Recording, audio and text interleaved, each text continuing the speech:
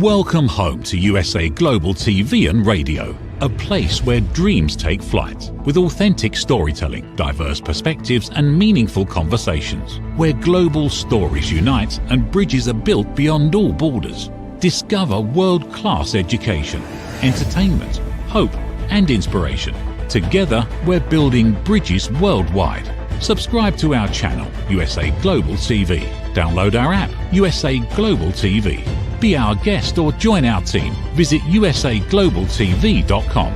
Thanks to our founder and executive producer, Dr. Jacqueline Kerbeck. Music score by Yeffy Tang from Cloud Road Music.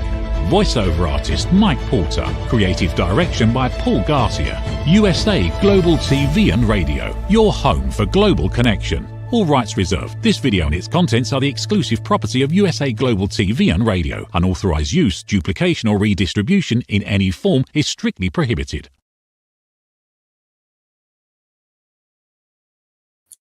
Hello and welcome to USA Global TV and Radio, where we provide world-class education, entertainment, hope and inspiration.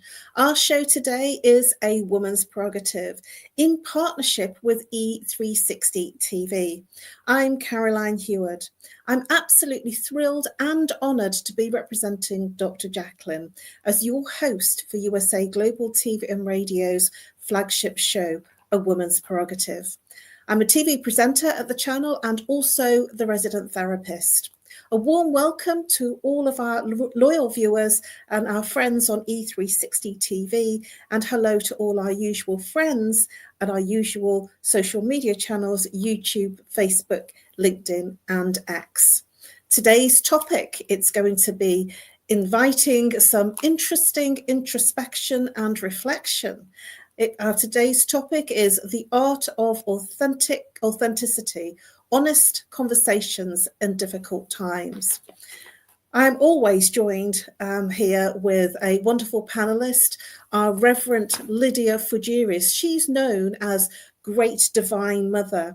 She's a mother, a reverend, and also she has a master's in metaphysics. Please give a warm welcome to our panelist who's resident here on A Woman's Prerogative Part 1, Reverend LYDIA FOUGERES. Hello, thank you for having me. It's nice to have you. So thank you for everyone to watch the show. So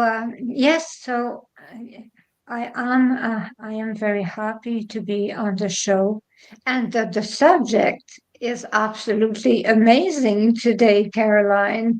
Oh, I am very thrilled, very thrilled. So I'm glad that you are. It came from some interesting conversations and situations that I've been experiencing. So it came up because I thought that it was very topical for myself and it will be very topical for others. So I'm glad that you're looking forward to it. Reverend LYDIA, please, for our viewers that are here for the first time, please tell them a little bit about what you do and who your favorite and who your absolutely brilliant client would be, who you help. Well, as a reverend with a master's degree in metaphysics, I offer weddings. I do weddings, and my approach in healing is focused on interconnectedness of mind, body, and spirit. While I officiate weddings in Canada, my primary aim is in facilitating holistic well-being, because I really am the holistic way. I help in healing matters of the heart. I'm an expert in healing the heart. I have created the perfect mate incense because I work with metaphysics also, and a mist also. I'm an intuitive healer. I'm a Reiki master. I balance chakras, and I promote healing across physical, emotional, and spiritual dimensions. So I work with imbalances. I work from cause to effect also. I've been doing that for 30 years. I have a degree in holistic nursing also, and I am a registered nurse. So that is pretty much what I do, because I help people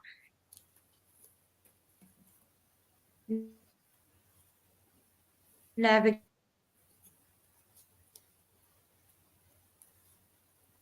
navigate challenges I think we've lost Reverend Lydia there. in their life. Thank you, Reverend Lydia. Thank you very much. And for myself, I'm known as the Harley Street Stress Expert, and I help people bust their stress. So how do I do that? I use root cause therapy and chakra psychology. I work on the blueprint of the person's past. So you will recognize regular repeating patterns of how you experience stress, whether it be physical, so you get regular headaches or stomach problems, whether it be mental, so you'll have anxiety, depression, and they come in regular repeating cycles. Or it might be behavioral, where you are always complaining about a relationship or a situation. Or it could be that it's a challenge for you personally in terms of the way that you approach things, that a repeating cycle of situations arises. So how do I do that? I identify the root cause that's causing your repeating patterns by identifying when it first began and allowing the emotion to release in awareness. And that moves you into a place of inner peace. And that also stops the repeating pattern, because once you're in awareness, it stops coming up in the same way because you are in awareness. I also speak, so I speak on stage, and I've been doing some live talks at the back end of last year, and I have more coming up for this current year. And I also do lunch and learn talks where I go into companies and teach them about certain topics in terms of understanding communication, conflict resolution, and looking at it from an educational perspective with a Q&A. That's either online or face-to-face. And I look forward to exploring this topic with our Reverend Lydia. So let's move into our topic, the art of authenticity, honest conversations in difficult times.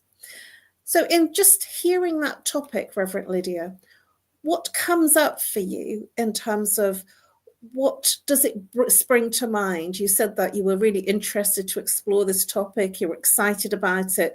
What was it that came up for you that created that excitement, that anticipation, and that feeling of you're looking forward to exploring this topic? What's the things that came up for you? Well, what came up to me is that usually people, when they go and talk about a topic, they go in accusation mode. They accuse. So they do not go into in the mode I am hurt, I am this. So they go in the mode, you hurt me, you did this, you did that. They do not stay in their own emotions. They go in someone else's emotions or someone else's action. So the way they present the situation already is violent. So the person actually is not receptive to them.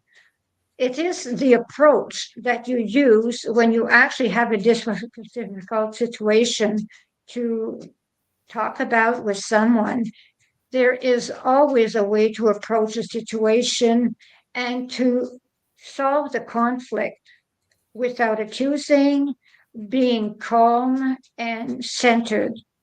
If we are both into a space where there is no accusation, well, we are in a win-win situation, no matter how difficult the situation is.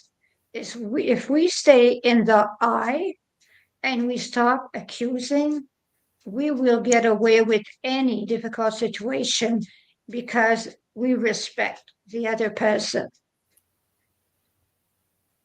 Thank you, Reverend Lydia. That's an extremely important space to come from. I feel, I cannot, this is a difficult situation for me.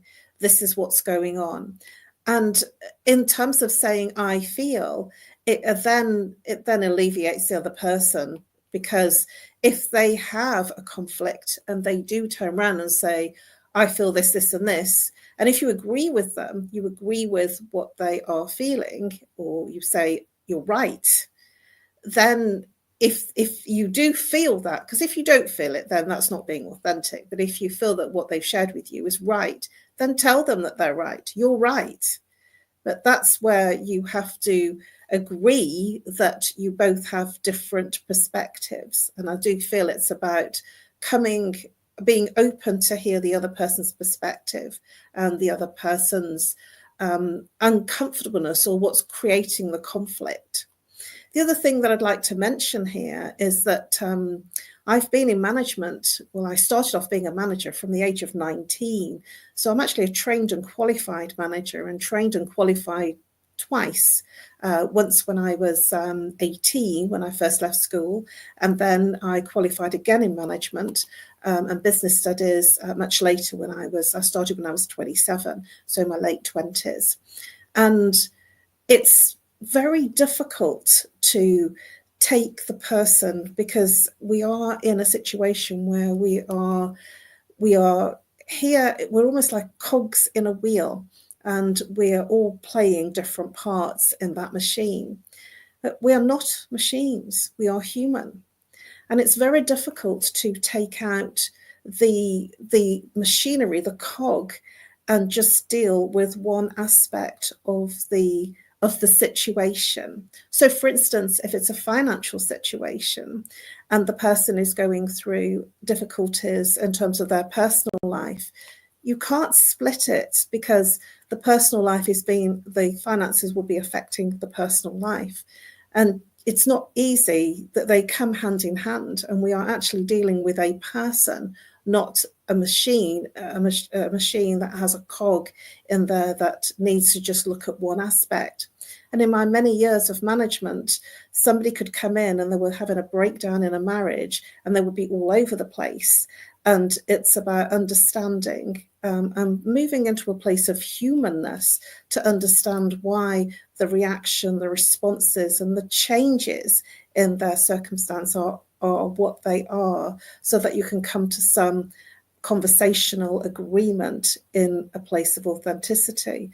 So I believe from a place of authenticity in a conversation, that you cannot take away the personal circumstances from the legitimate business circumstances, because they are one and the same. We are people, we are not machines. And being people, we are going through the human condition of emotions. What are your thoughts about what I've just shared, Reverend Lydia? Well, I think you are absolutely right about we are people and we think the same, but we react differently. We have a tendency to react to the way we were raised. So if we were raised in a calm environment, well, we have a tendency to be calm. But if we have been raised in a very dysfunctional way, well, there is most likely place for drama. So we actually have to face the fact that we have to work on ourselves. Everyone has to work on themselves. If they come from a dysfunctional family, dysfunctional environment, they have to work on themselves all the time. Because the thing is that we are not machines, as you say, we are humans, so we act in a human way. So to act in a human way, we have to change. We have to stop reacting. We have to listen also, because when we do not listen to the person that is hurt or whatever the situation is, if we react, the problem is that they are not helped at all. And the people actually, what they do is they listen to answer. So why not listen just to listen instead of listening to give an answer? Because sometimes you just don't want to give an answer because there's no answer to give. The person is there, you have to listen, that is all, because that is all they need. And when there is a confrontation, sometimes the person will just want to let some steam out. That is all. You don't have to feel attacked. they're not necessarily attacking you. So I'm not talking about you personally. so they're not attacking the person they're talking to. So they're just letting some steam out. That is all. So we just have to let them talk, let them say what they want, and try to make a deal out of this, because without reacting, we have to stay calm and stay focused and say, that person is hurt. I am just there to listen to that hurt person. That is all. And I will share an example. It happened yesterday, actually.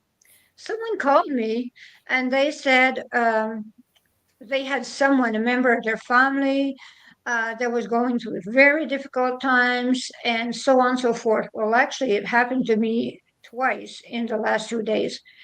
Someone was going through difficult times. So instead of just listening, doing some active listening, they started sharing their life story about things can be worse in other countries, or they had gone through worse therapy, worse thing, worse whatever.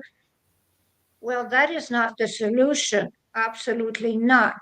When a person is sharing that they are hurt or they are going through something difficult, it is not it is not a it is not a contest.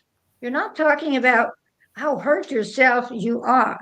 You're there to listen and not to say, oh yes, well, you know what, you're hurt, but do you know that you live in a very nice place and you live in a very nice country and you're luckier than someone else and you could be a lot more sick than I am, if so so on and so forth. There's no contest. So in difficult times, just listen, that is all, and see what there is to see, because sometimes it's just the way it is. You have nothing to say. Thank you, Reverend Lydia. And I quite agree with you. It isn't a competition. And when people do go into a competition, that's happened for me, but this was worse. It then is a one-upmanship conversation. And then it doesn't give room for that space to be authentic, especially if there's changing circumstances. And that just leads me on to my next question, really, because we have personal struggles. It's life. We can't get to any age and not have personal struggles. So what are your thoughts in terms of having personal struggles and the ability and the impact that it has on our ability to be open and honest? My feelings are, especially in our current times, in our culture, the Western culture, is that certainly from the space of Britain, the UK, we have this phrase, the British stiff upper lip. So whatever's going on, we tend to just kind of keep calm and carry on. But as you and I both will be aware, that's not ideal. And yet that is a strategy for many people. And I would say that it comes very much from a strong person trying to keep calm and carry on. But it's actually very hurtful in terms of the body's health, mentally, physically, and emotionally. So what are your thoughts in terms of how personal struggles can impact the person's ability to be open and honest? Well, people actually they do struggle with staying honest and open, because the thing is that they do not want to look bad a lot of time. They do not want to look bad. They do not want to hurt anyone. They want to spare the environment. So that is the way actually people that will think of others will act. That is the way they act. When it comes to me, what I do is that I observe the way I feel. Instead, I used to bottle everything inside, but I started observing the way I feel. Instead of living the way I feel, I started to observe. So let us say I felt rage instead of being enraged, I started observing the feeling of rage.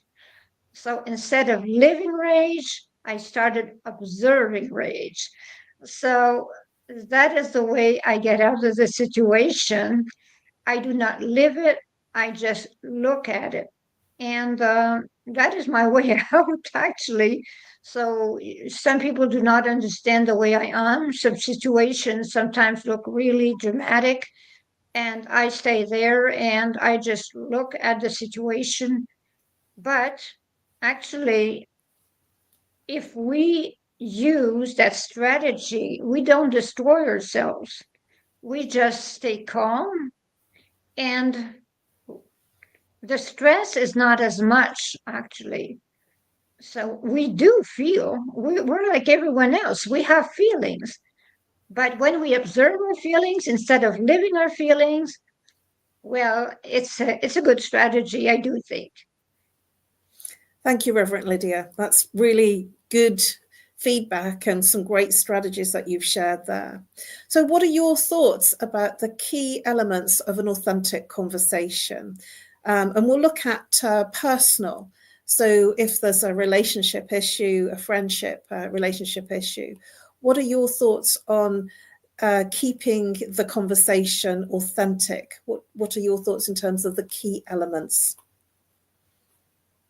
Being honest. We have to be honest. Let us say, by example, that you have a friend that doesn't, I'm just taking an idea like that. Let us say you have a friend that does not dress too well and does not look good in public.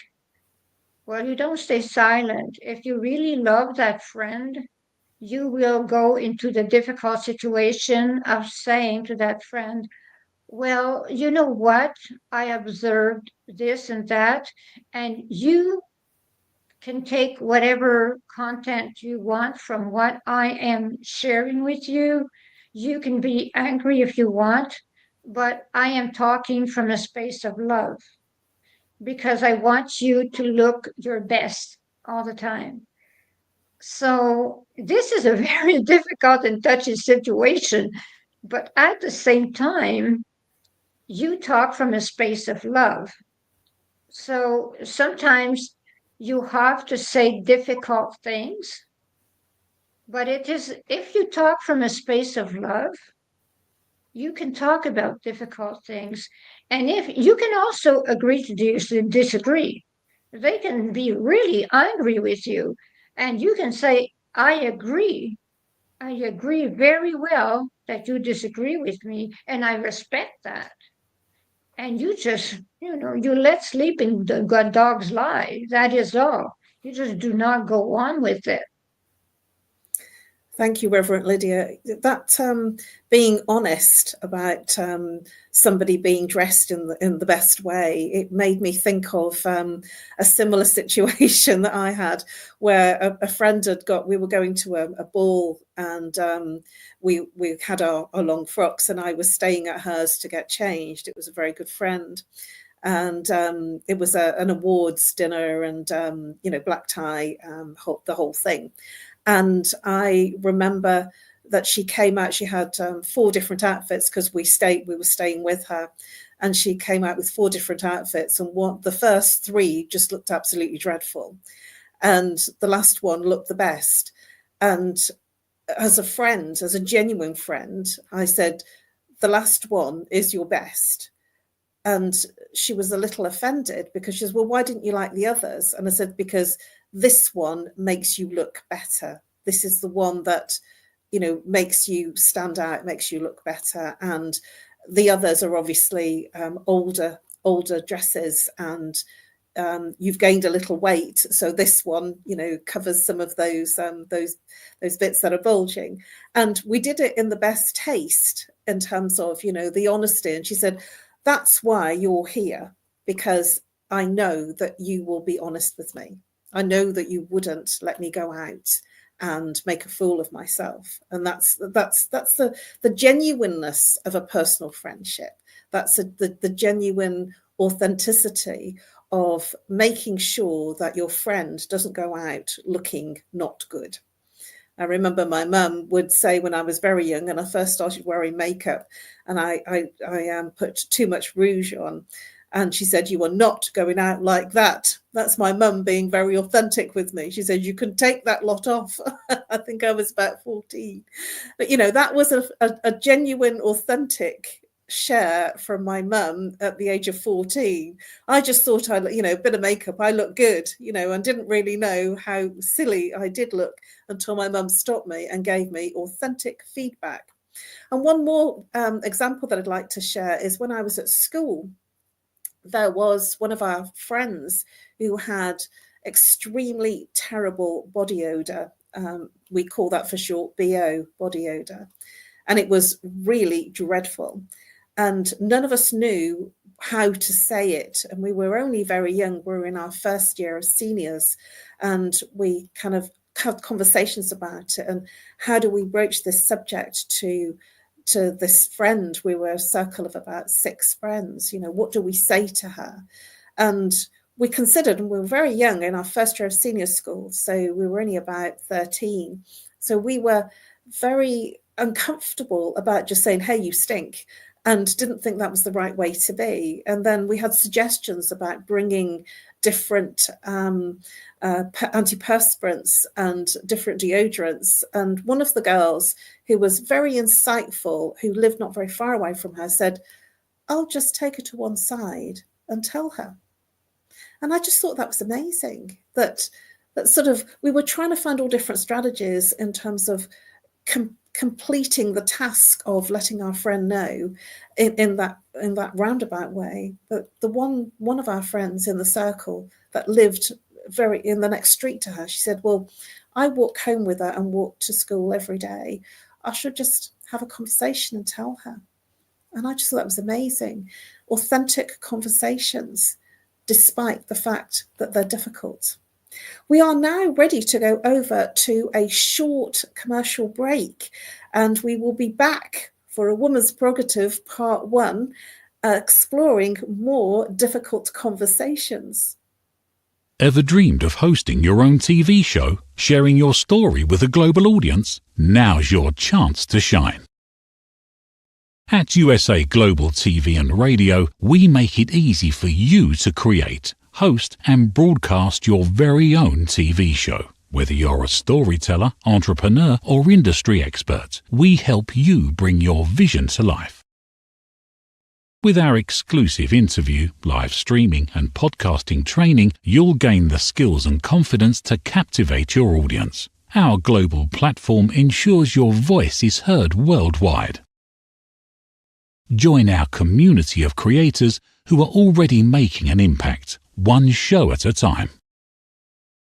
Step into the spotlight. Host your own TV show on USA Global TV and Radio. Book your discovery call today at usaglobaltv.com. Copyright 2025 USA Global TV and Radio. All rights reserved. Terms and conditions apply. To learn more, visit usaglobaltv.com. Hello and welcome back to A Woman's Prerogative Part 1. In partnership with E360 TV, we've been exploring the art of authenticity, honest conversations in difficult times. So let's bring back our panelist, Reverend LYDIA FOUGERES, and continue the conversation. Thank you for coming back, Reverend LYDIA. So we've been really going into the crux of some interesting areas. Can emotional pain or stress make someone less able and less willing to engage in open dialogue? What are your thoughts about that, Reverend LYDIA? Absolutely, absolutely.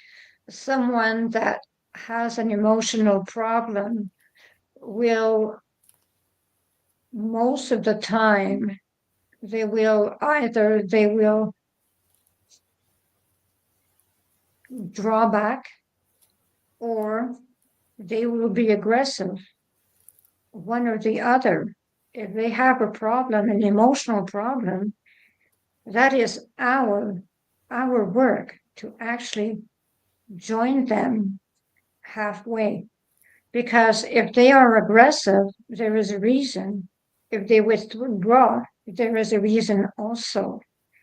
A person usually does not go from one side to the other without a reason. Usually people are not either angry or sad. People enjoy life usually, but when a person withdraws, when a person is always angry, we have to understand there is something wrong, and it is our job actually to go and try to investigate in the best way and respectfully what is the problem with that person. And we have to help them solve the problem, because sometimes they do not even know they have a problem. They're just so stuck in that emotion that they do not see the problem. They do not even see their emotion. Sometimes you can actually talk to someone and the next day they commit suicide. So you missed it. You really missed it. So sometimes there is a way to listen to someone, there is a way to act and react to someone if they are withdrawing, or if they are too angry, or if they just are too platonic, they just don't care. So those are three ways people can act if they are emotionally unstable. So we have to be very careful with people that are emotionally hurt. We do have to be very careful, and it's our work to actually go and figure it out. We are the ones that have to figure it out, not them. Thank you, Reverend Lydia. You've reminded me of a time when I was still in corporate and my father passed away, and I just carried on. And at the time, I was writing a bereavement booklet, and I was rewriting the hospice booklets for quite a major charity in the UK, and I thought that I was okay. And about 6 months after my father passed away, my boss, my director, he pulled me to one side and he just said, "I'm really worried about you. I think you need to go and talk to someone." And I've never been able to thank him, because it was only 6 months. I could have been like that for years. I could have been stuck in that depression. I had no idea. And then I became clinically diagnosed with a clinical depression, which was what led me onto a path of looking at how I could solve it, because I didn't even realize I was in it. So very much what you're saying, that people might not be aware of the situation that they're in. They might not be aware of the changes that they are exhibiting in terms of their behavior. And so it is up to the boss, to the manager, to people around them, to friends, because, you know, my family didn't say anything to me. My then husband didn't say anything to me. My best friends didn't say anything to me. And I was in that depression for 6 months. It was my boss that turned around and said something to me. And it was down to him that I decided I became aware and to look at what was wrong with me, because I didn't expect or think that there was anything wrong with me. I just went back to work and carried on. And this is what we do. We go back to work, or we brush ourselves down, and we carry on. And we carry on through a filtered lens, through something that we're not even aware of, because we become so busy with activities, we forget to be human, we forget to feel. So, Reverend Lydia, what are your thoughts about the role of vulnerability and emotional intelligence? Emotional intelligence is really important. Actually, I think you will think maybe it is exaggerated, but I think emotional intelligence is the top intelligence, because when you have emotional intelligence, you can actually see and be aware of what is going on. If someone is very good in whatever, physics, math, whatever, and they do not have any emotional intelligence. They just have knowledge. That is all. And they can be without any emotional intelligence. So emotional intelligence, I think, is the most important intelligence of all forms of intelligence. This is my perspective, but it is my personal opinion. So I do not ask everyone to share it. That is the way I see it. Thank you, Reverend Lydia. A really, really insightful response, and thank you for your transparency. It is important to be in a space of emotional intelligence and to be aware of how we are interacting, especially if somebody is in difficulty, is in crisis, because we don't know how it will tip the balance. And we don't know, because if the person is in crisis, we don't know how they are going to respond after the interaction, after the conversation. And what you mentioned earlier on about suicide, it is very much for us to look at in terms of when things are out of balance, when it is difficult for somebody. This is an option for some people to either self-harm or to end their lives because they see no way out. And this is very much a prevalent situation for many people, that even very young people. I've had clients that have been as young as 10 years old that couldn't see a way forward, and so they ended their lives at 10 years old. So this can be affecting people from all sorts of ages. When a parent doesn't understand what the child is going through, passes it off. But, you know, we still have to function because we are human, and we live in a world of business. We live in a world of getting things done, but at the same time, we're not machines. We're not the screws and the keys and the cog that make the wheel turn round. We are also humans with feelings, emotions.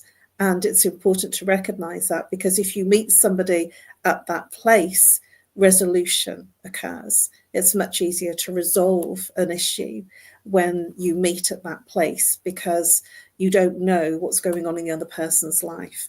And when I think it's also important to have all of the information on both sides, because if you haven't got the information, you can't make decisions based on only half of the information. What are your thoughts about that? And we're just about at the end of our time. So just very quickly, what are your thoughts about having all the information from both sides? And then we'll close out with our information in terms of how people can reach us. Well, having the information for both sides is something that is a must, because you cannot actually take a decision when you do not have the information. If you take a decision without having all the information, actually, you're sure to make a mistake. So if you do not have the information, just abstain from taking any decision whatsoever when it comes to the situation. So that is the way I think. If you do not know it, do not do it. Thank you, Reverend Lydia. Very insightful, and we're just about there on our time. Please do share how people can contact you and the best way to reach you. They can reach me in Canada at 1-514-582-6882. They can reach me also on my Instagram profile, divadivinem_. They can reach me in my LinkedIn, LYDIA Guylaine Fougères. Gillen, just like in French, in England, you pronounce it like Gillen, but it's Guylaine. There is also my Facebook profile, also Lydia, author Lydia Fougères. So that is the way to join me. And I always answer. I always do. So thank you very much for having me on the show, and thank you for all the viewers. Thank you, Reverend Lydia, and thank you for your incredibly authentic shares on our topic tonight. For me, you can reach me on nomorestress@live.co.uk or call if you're international +44, if you're local 07523 120 189, or follow me on my social media platforms, LinkedIn and Facebook. We've had an excellent show today, and we are back for a Woman's Prerogative Part 2 in just a couple of hours, which is 4 p.m. Eastern Time, and 9 p.m. Greenwich Mean Time. So that's at 9 p.m. That's in about an hour and a half. We have really enjoyed exploring the art of authenticity, honest conversations in difficult times. Come back for a Woman's Prerogative Part 2. Just before we go, please join our VIP exclusive community and become an exclusive VIP community member for first access to our newest videos, photographs and insights on the royal family, live streamed on USA Global TV and radio and YouTube. Thank you very much, everybody. I look forward to seeing you for a Woman's Prerogative Part 2 at 9 p.m. Greenwich Mean Time. Bye-bye for now. In a world full of noise, misunderstandings and interruptions, master the art of listening with Dr. Jacqueline Kerbeck. Dr. Jacqueline Kerbeck is the listening mentor of USA Global TV and Radio and the Amazon #1 best-selling author of Mastering the Power of Elevated Listening. Elevate your listening. Elevate your life.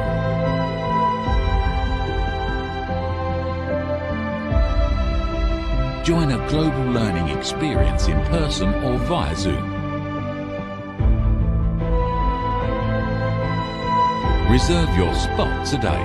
usaglobaltv.com/book-your-session or drjacqueline.thinkific.com. Join Dr. Kerbeck's listening courses or hire her to unlock deeper connections and authentic conversations.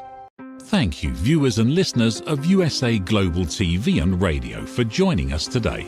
We're honoured to have your time and attention as part of our global community. At USA Global TV and Radio, we believe in the power of authentic conversations, meaningful connections, and creating a world of possibilities together. Want to be part of something bigger? Join our team of elevated listeners at usaglobaltv.com, a space where your voice matters and your ability to listen transforms relationships. Stay connected with us across all our platforms for thought-provoking discussions, expert insights, and empowering stories. Subscribe to our channels at youtube.com/c/USA-Global-TV. Follow us on social media and explore the endless opportunities we're creating for growth, learning, and inspiration. Together, we're not just broadcasting, we're building bridges and changing lives one conversation at a time. For inquiries, contact us at info@usaglobaltv.com.